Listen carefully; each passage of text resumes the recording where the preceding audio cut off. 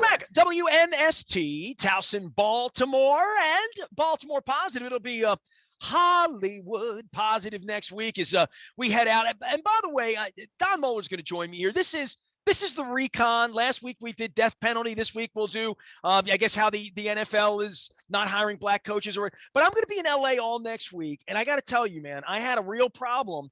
And you've been married a long time. You have a beautiful wife. You know how this goes. The Super Bowl is now moved back to Valentine's Day weekend, right? So my flight home was on Monday night, like at midnight. And I said to Jen, I'll get an Uber, new play. Yeah, whatever. And then I realized it's February 14th. How do I walk in the door at midnight on February 14th back from LA at night? So Wise Markets is doing this incredible strawberry thing. So my wife's going over. She's going to get some strawberries and some chocolate, probably some flowers without me on Friday and Saturday next weekend. I get back on Monday. I moved my flight to early in the morning out of Orange County to get back home. So here's the deal. She's picking up the airport.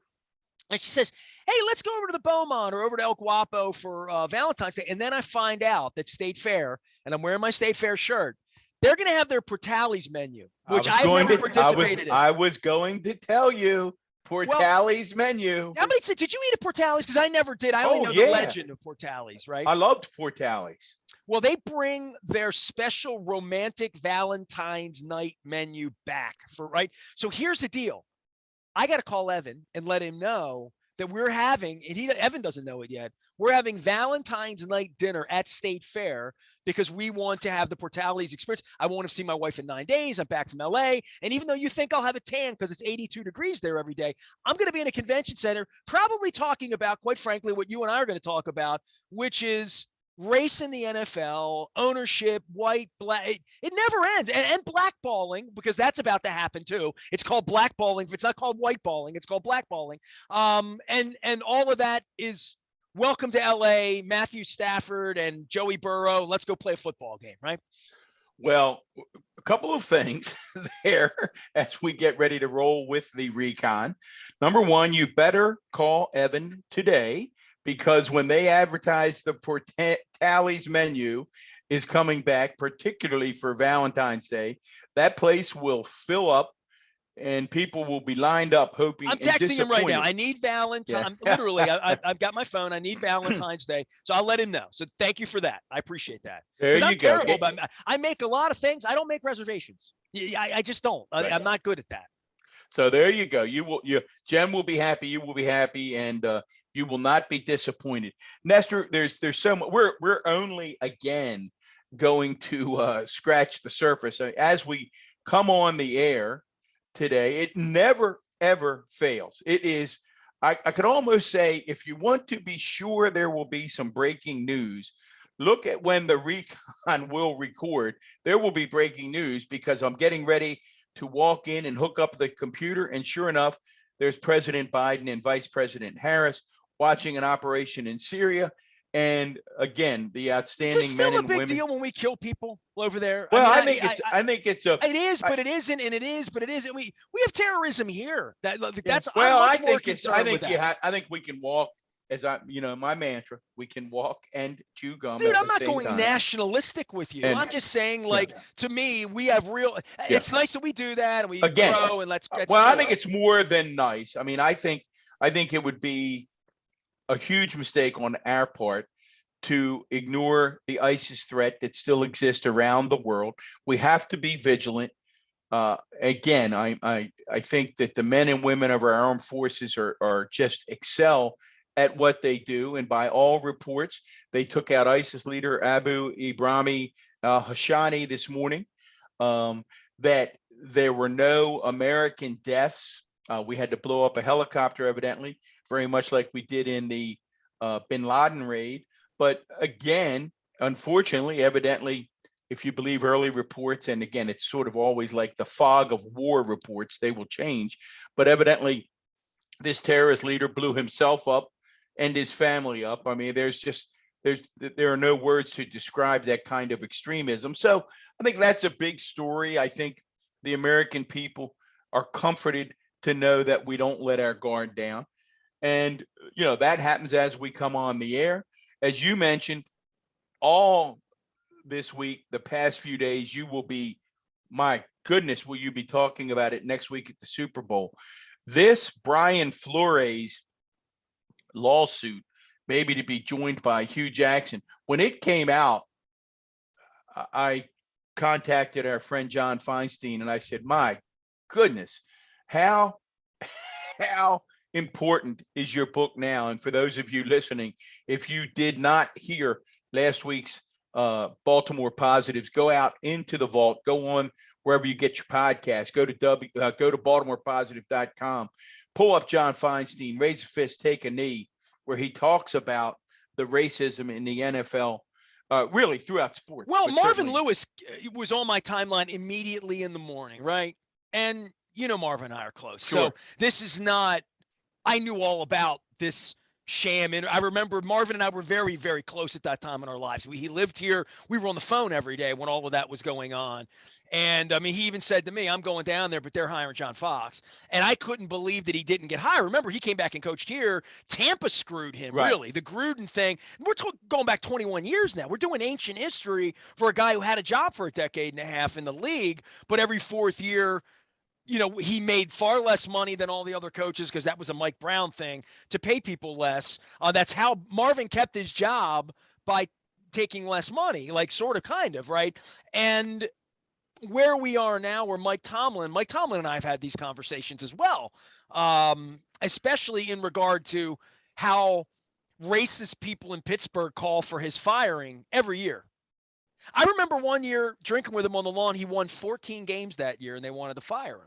Sure. Like, no. I had someone ask me yesterday, and it was a great question, and it is the question that is central to John Feinstein's book, of course, is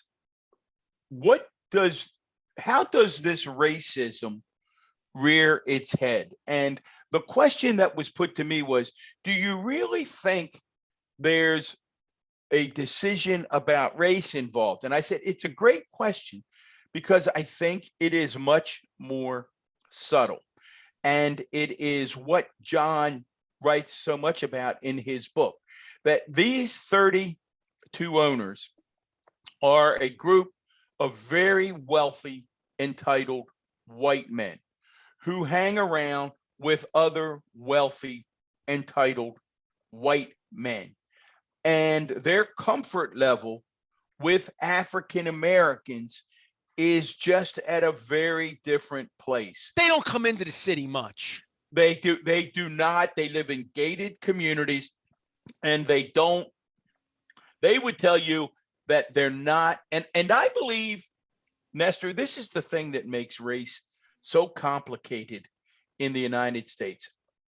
I believe they are sincere when they say things like, we think we made the best choice for the organization. I believe with every fiber of their being, they find that to be true. I think that what they're blind to is how much systemic racism and a history of race in the United States comes into play. And they own a franchise, Don, where 75 to 90% of their players in any given year, right, over the course of the balance of however long Amy Adams has owned a franchise with her father, or however long Dan Snyder's now 20 years into this, or Jerry, has been into this for 30 years now and played football and coached football and all of that, that the color isn't a new thing. You know what I'm saying? I collected football cards in the 70s. It was the place I saw black people. Maybe Hank Aaron on TV, right? But I lived in an Archie Bunker community, which you're very well aware of, and you know where you picked me up along the side of the road back in the summer of '82, and how far along you come when you are an integrated human being. And when you have friendships with Mike Tomlin and Marvin Lewis and people over the course of long periods of time, that a lot of people have cut themselves. I had a friend recently that, and I'm not going to name names, but I had a falling out in a relationship, right, with a human. And when I went onto this human's Facebook page and I just looked that every human this person had collected. And it was a normal person has collected 1,000, 2,000 people, right? If you're an adult in America and you've maybe gone to college, gone away, collected some friends, traveled a little bit, had a job or two or three, worked in different places, you collect people. And if you're on Facebook, and that's not it's a barometer, but it's not a measurement, right? I would say, right? It's not a true measurement. But if you go onto your Facebook page and you have 1,800 friends and 3 of them might be black and 1 of them might be Hispanic, you're probably not as integrated and as woke as you think you are. And it probably really lends itself to your Fox News watching and your habits and your friendships and the bar you hang out with and the place you went to school and who your parents are and where you work and who you work with and the locker room talk.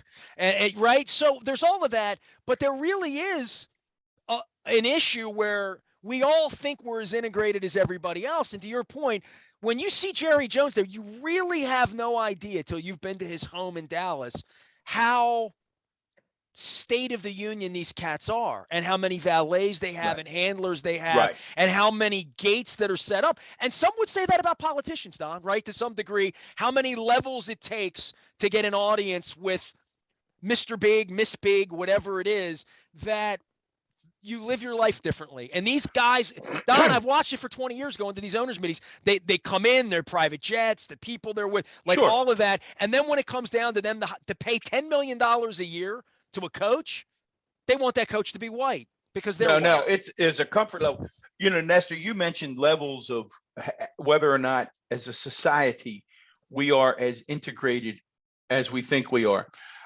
I play a little game every now and then, and the answer is not great. And you go out, you and Jen start playing this game, and I think you're going to be surprised because you go out to dinner a lot. When you're sitting down at your restaurant of choice, just begin to look around and see how many tables are truly integrated. And I think the answer will shock you. It's not many. In other words, it doesn't the history of the restaurants you've been in. If you recollect, I think it speaks to friendships too. I think it speaks to that. Even though we believe we're integrated and open-minded and have come a long, long way, we still in our social settings tend to be pretty isolated. And when you look in restaurants, you'll see a table of 5 or 6, and it might be African Americans or Hispanics at one table, and then a group of white. You don't see. I want you to report back. My experience has been you don't see nearly as many integrated tables as we think we should. When I see them, I notice them. Right. So that says it right there. that just proves your point. That Tom Muller's here. fun. We're doing the Recon. Listen, I'm going to be in LA all next week, right? It's all presented by the Maryland Lottery. I got dear friend. We're putting by the way, Crab Cake Tour's back on March 4th. We're kicking it off at Mama's on the Half Shell down in Canton. So that's the kickoff. Between now and then, I'm going to put a whole schedule together for March, April, and hopefully doing some really special things in May. So I'm going to be doing football next week, and I'm sure it's going to be a lot of race and Matthew Stafford and Joe Burrow and like all of that. But the Recon, last week we did death penalty, and we never got to like Meatloaf or Louis Anderson. Louis Anderson gave me like love and wanted me to become a comedian. So on any given week, we can recon about anything. But I know you had some heavy issues here this week you wanted to get back to. Well, I did. And before we jump from football, because you're going to be doing a lot of football, Nestor, I think the truly, I mean, it's all explosive. But I cannot wait for you to explore this next week. The explosive part are the allegations by Brian Flores and Hugh Jackson that the ownership group was willing to pay them to lose games, because that gets to the competitive product on the field. And if during this lawsuit or investigation, I don't know what Brian Flores means when he says he has receipts. I don't know what that means. But if there is some receipts kind means of emails. proof. I mean, that's or is it receipts means evidence. Is it a deposit of 100,000 every Monday after I lost again. I don't know what receipts, does $100,000 show up in my bank account every Monday or Tuesday if we lost again? I mean, that would make the Dan Snyder charade, right? Which was a shoeless charade. Joe Jackson. And I told you, they've always been dancing on the edge of chaos once they got involved. And I know you're like anti-gambling from I think you're just anti because it's who you are, and I'm not as anti. I still see it as more dirty than clean, and I promote the lottery, but the lottery is a pool of money brought together, and there's no referee in it. Although John Martin comes on every once in a while, he doesn't decide who wins and who loses. Correct. There I are think it's people out different. there in zebra shirts that decide what is and isn't pass interference, and a whole litany of people that may or may not be performing at full level. I mean, Nestor, this gambling thing, again, I don't want to spend the whole recon on this because we've talked about it before, but you are right. I think this gambling thing in professional sports is Thelma and Louise heading to the cliff, because how this doesn't end up at some point in a major scandal. No doubt. It may not be whether in it's my a quarterback, lifetime. a referee, a linebacker, and there's so much money in it. And the NFL, dude, the NFL is Teflon. I mean, I remember Howard Cosell saying that back in 1984. They're like Teflon. They get bigger, they get mightier, they treat everyone more. I will have the worst radio row next week. They're trying to take my seat away. Boom, boom, down the line with media. I mean, Harbaugh did his dance this week. I'm going to DeCostas dance, and Luke and I will have the back of that. The owner's not speaking here. The owner's not speaking anywhere. That's become a league-wide thing. I mean, the Dallas media was up in arms. Ed Werder was up in arms last week about Jerry Jones not speaking to the fan base anymore. The owners have all gotten together and decided. I don't know. I have a different take on that. I know I don't know that I need PR to director. Hear. So I don't. No. The issue to do with that. You don't has need nothing to do. Wait, stop. You're already nothing to do with whether that. the owner should be front facing. The owner should be front facing. And if you don't think that, then you have lowered your bar to a point that you've just lowered your bar. You just said the owner doesn't need to be accountable. Right. That's unacceptable. I'm glad you went there. That's unacceptable. I'm glad you went there. Unacceptable. Because now I let you rant. Now let me talk. I'm glad you went there. I thought, and I'll talk about why I don't need to hear from Steve. I do need to hear from John. I do need to hear from Eric. I wanted to hear from the new defensive coach. I thought, and I texted you after, I thought there were so many lessons from John Harbaugh's recent press conference that both the principals should take note of and communication experts should take note of. Number one, I thought it was one of the most honest and informational hours, or however long it took, that I've seen of an individual in front of the media. I also, and I can be critical of the media and the types of questions that they ask. Often I'll be saying, ask this. And the other day, they pretty much asked every question that I would have asked. Here was my big takeaway from that. And whoever at the castle made this decision, I tell them, put a check. It was absolutely correct. John makes all decisions in the castle. You would not. Okay, then I give John a check on that. So John could not have had that press conference 5 or 6 days or a week after the season ended. The disappointment of the season, the hurt of the season was too front and center, and the press conference would not have been nearly get paid $10 million a year. Get your emotions together and be professional. Well, that's nice. You're a human. You're a human but being. You have a week after the season. Yeah. I don't care for 3 across the board, and it's fine. 3 weeks. 3 weeks. What it was? 3 weeks. John likes rules when he makes them. It was forget your animus and your feeling about that. It's not an animus. It was much simply better about decorum, Nestor, protocol, and 30 years of doing this. Here are the facts. It was a much better session 3 weeks out. I had some folks and here's what he did, and here's the note to the communication professionals. I had some folks in the know who said to me, and they, really experts in communication, say, what he did, he really kept his audiences in mind. Who are you speaking to? You're not really speaking to the people in the room. You're speaking to the fans, to the PSL owners. You're certainly speaking to the owner and the owner's friends. And John did that, and he did it. He took responsibility.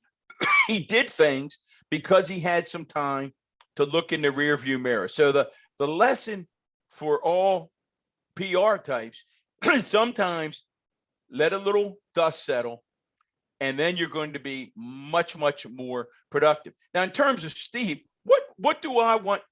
What on earth could Nestor or anyone else ask Steve that Steve would offer up? See, you talk about window dressing. To me, having Steve talk. What's the long-term plan for the team? What's the lease situation? Are you trying to sell the team? You think he's going to talk about the lease? He's going to say, of course not. That's what I'm saying. You're asking questions.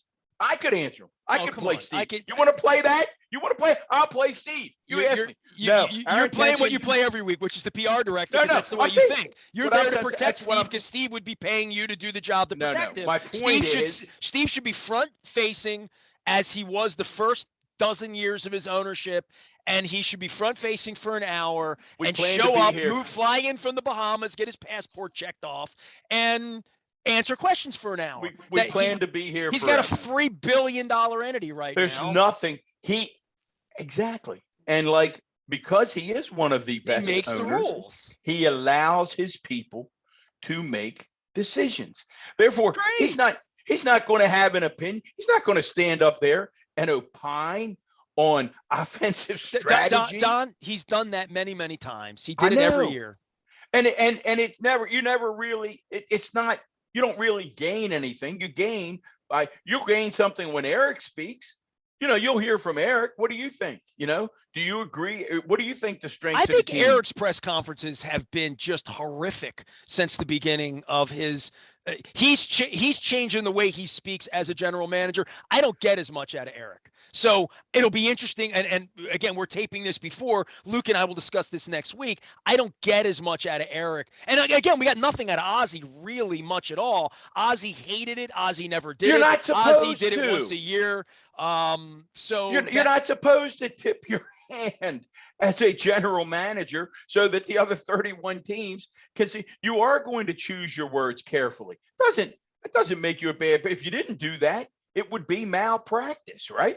I'm going to stand up there and tip my hand so that the other 31 teams know exactly what we're going to do. That's what Harbaugh would say after the game on Sunday, week to week, and lying about Lamar's injury. And he didn't lie about Lamar's injury. The injury turned out to be worse. You sound like people who talk about Dr. Fauci and the science changing. The injury ended up. Listen, please. I mean, come on, man. I don't put you. I'm not sure you listened. I'm not sure you listened to John the other day. He was very honest when he said. I sat and watched John talk about all the changes they were making, and he has the same strength and conditioning coach, and say we're going to look under every rock. And that to me is just. It's not true. Talk. It's not true. No, it's what he has to say, and he said it. I didn't ask you that. You said now whether there's going to be there have been changes with McDonald. I found the McDonald press conference to be much more interesting. By the way, if you want to talk about press conferences, it was clear that John was not happy that very often the rehab time that he was presented with ended up not being accurate. He couldn't have been clearer about that. Now, he doesn't have all of the answers, but that's not the doctor's fault that Ronnie Stanley didn't get right. Or I think what he said was he's not sure whose fault it was. And if you go back, if you pulled up a recon from 8 weeks ago, I said to you, knowing what we know about the way Steve Bisciotti operates, the fact that he was an HR guy, that's how he made his billions, it was inevitable Well, that they Mike were going. McDonald thing on their defense, their biggest offseason issue, other than Lamar's contract and the fact that they're on a 6-game losing streak, right? That other than that, the defensive situation and them hiring this young guy who came in off the street as an intern, groomed through the organization, that is so Bishotti to me that it really makes me believe Mike McDonald might be the next coach of the Ravens. You know what I mean? That he knows the building, he knows the cafeteria, he knows the people in there. Everybody must really like him. I mean, Harbaugh was beaming, Yeah. beaming, Well, what like did over this kid. and so were my grandsons, and I'm going to tell you what I told them. Now this is weird because I'm going to flip the coin and be the one that says let's wait and see. Yes, he appears to check all of the boxes. I wanted to go young and aggressive. Certainly what he did at Michigan makes you stand up and take notice. But as John Feinstein told us last week, one of his favorite quotes is Gary Williams, the scoreboard never lies. So we will know whether or not Mike McDonald was the right hire sometime in December of next year. Do we get to the quarterback more? Are we playing more like Ravens? Listen, my concern, and again, anybody that's listened to us, I think we were consistent week in and week out. What I was concerned about, Nestor, was it seemed to me that we no longer had any swagger.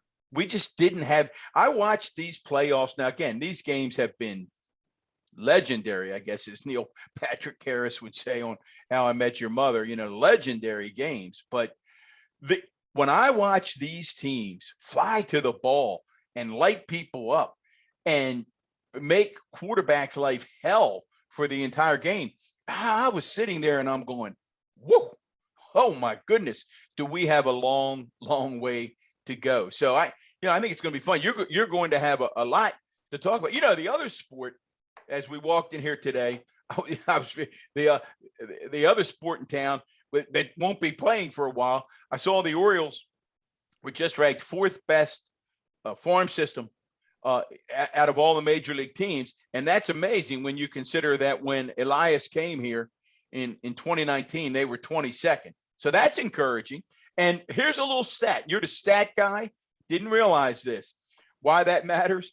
16 of the last 17 teams that were ranked number one in farm systems made the playoffs within 2 years. I was shocked at that because I'm always of the opinion that prospects don't always translate to big league success. The Bengals would be a great example of that. 16 right? or 17. The Bengals haven't spent the most money. The Bengals were the worst team. They got the quarterback. And in year two, they're in the Super Bowl for real. Not soft, not backing in, not because the other quarterback got injured or got COVID or whatever. It's because they went out and won football games. So being young, I mean, the Astros, although they were cheating, won on the early end. The Eagles won on the early end, then never won again. I mean, there's this road of and Luke talks about this a lot about 2 years ago where the Ravens were when Yanda was at the end and Lamar was at the beginning, that their window, the Ravens' window to win a Super Bowl in the Lamar era, their best window was 2 years ago. Now, whether that happens again or not, but when you're 14-2 and you're running offense that no one can stop, that Titans game will be, much like we remember that Colts game back in 2006. If Lamar never climbs that hill again and they're not a 1 seed and they don't make a Super Bowl, that would have been their best shot in his second year. So there is a part of that catching that early wave, to your point. And the Royals, when the Royals beat the Orioles, that was like they caught it. Moustakas and those guys at the end, those guys that were hitting 150 all of a sudden hit 300 and boom, and they turned it on, and then it's over with. It happens quickly, these eras of greatness. Well, hopefully, and again, I think we're a long, long way from labor peace in Major League Baseball. The other little aside, so hopefully we'll play some ball. And I do want to talk a little bit about the Supreme Court because I'm going to give political advice to the president, which sounds rather silly coming from Don Moore giving the president political advice, but I do have some. But before we do that, I also was encouraged, Nestor, I see the stadium authorities going back, and we'll follow up with some folks on this. Maybe we get John Moog on to talk about going back to get, I think it was $1 billion authorization from the General Assembly to make improvements to both stadiums. That's a sign to me that those negotiations are moving along. Well, you got to keep these teams, dude. It was one thing to go steal the teams, or get the team back in the 50s when it comes to the Orioles. Then it's another thing how to keep them. I mean, we've already lost one NFL team in our lifetime. We've already lost an NBA team in our lifetime. We almost lost the Orioles. I mean, really, had Edward Bennett Williams not been more as magnanimous as he was, had he really wanted to move the team to Washington, that was the time. That would have happened. Now that can't happen. It can only move to Nashville or Montreal. But you still have to build left field. You still have to sell tickets. You still have to get people downtown. You still have to park them places. You still have to create a reason to come downtown. And it's like you're talking about number 4 and all that, and I let you go on about it, but they're going to lose 100 games if they play this year. So I don't think so. That's funny. I don't think so. Last year I was all in. And again, I'm not Pollyanna on that. Who are their 5 pitchers this year? I'm not. I understand. They don't need 5 pitchers. You need 12 pitchers now. I'm not a Pollyanna on looking at wins and losses. I was convinced the past few years they'd lose 100. I don't think they're going to be 80, 81, and 81. I'm not sure they'll play 162 games, but I think they will be better. Part of the reason is I think some of those kids. I'll be shocked, Nestor, if Rushman's not playing. If he's back in Norfolk or Bowie, I think that would be a shock. I'll be shocked if Rodriguez isn't pitching up here, perhaps DL Hall. So we'll see, but they've got to play. Hey, real quick. That's the thing they're fighting about. When they come out of this fight, it's going to be about starting clocks or not starting clocks. And totally at the end, the players aren't going to come back and play under the current system because they're screwing guys like Rutschman. So the idea should be, if they ever come back, there should be no barrier to having major league players play Major League Baseball and not talking about how much money they're going to make 5 years from now. Nope, I told you, I like take away the clock, make everybody eligible at 30. That would get players up here. I think it would be good for the game because I think, and again, much too long now. All right, give Joe Biden some advice on that. We're running low on time here. He's going to make a really significant Supreme Court appointment, right? The silliness of someone on the right who have lost their minds, Senator Wicker and others, to suggest this is affirmative action. It's an insult. Goes back to our earlier topic about how deep racism still exists in this country. I mean, my goodness gracious, Ronald Reagan announced he was going to appoint a woman. He appointed Sandra Day O'Connor. It was all the way back until 1967. And when LBJ appointed Thurgood Marshall, we had no minorities on the court. So it was clearly a bastion of white men at that point. And the whole politicization of this is ridiculous. Trump announced he would put a woman. You get Amy Coney Barrett. You take one of the most conservative justices, the lion of all current day conservative justice, Justice Antonin Scalia, who was appointed in 1986. People would be shocked if they go back and look at the history books. He was approved unanimously. So this whole right and left bastion, it's just silly. But having said that, you got James Clyburn, who was key to helping Joe Biden win the presidency when he stepped in and won South Carolina for him in the primaries back in 2020.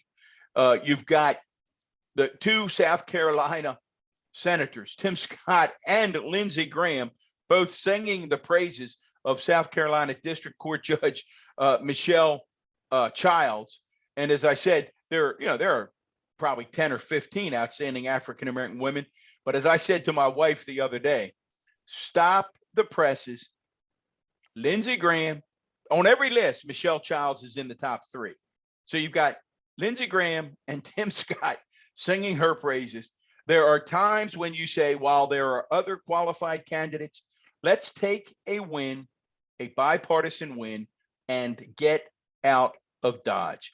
So keep an eye on it. If I'm in that room with President Biden, I'm saying, Joe, she's on the short list. She's eminently qualified. You'll make Jim Clyburn happy. And you've got 2 Republican senators right out of the gate saying she's terrific. Let's take the win. Let's get 54 or 55 votes and move on. So that's my advice. One last political rant. You do most of the ranting. Don't know if you saw it or our listeners saw it.